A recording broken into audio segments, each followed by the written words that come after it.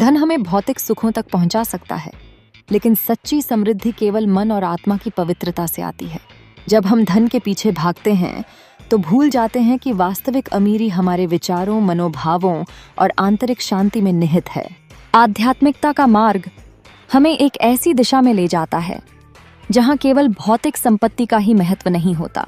मंदिरों में स्वर्ण कलश भले ही जगमगाते रहें, लेकिन सच्चा श्रद्धा और भावनात्मक समर्पण का अनुभव पत्थर की सीढ़ियों पर नतमस्तक होकर ही किया जाता है। यहाँ हमारी आंतरिक शक्ति को पहचानने का समय होता है। जब हम अपने मन के भीतर की अमीरी को समझते हैं तो यह हमारे जीवन को अर्थ और उद्देश्य देती है। आत्मिक संतोष वह धन है जिसे न तो कोई चुरा सकता है और न ही खो सकता है। यह हमारी सोच को सकारात्मक दिशा में मोड़ता है। यह समझना महत्वपूर्ण है कि मन की धनीता हमें दूसरों के प्रति सहानुभूति, प्रेम और दया सिखाती है।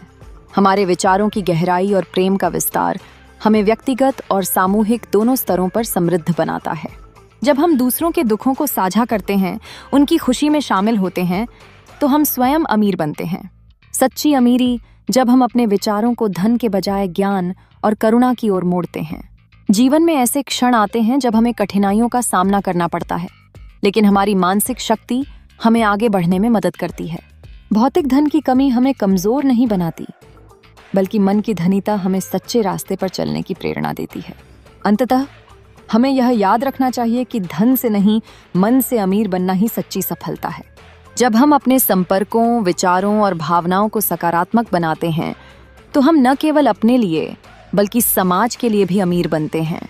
इसी प्रक्रिया में हम दूसरों को भी प्रेरित करते हैं कि वे अपने मन की अमीरी को पहचानें और इसे प्रकट करें।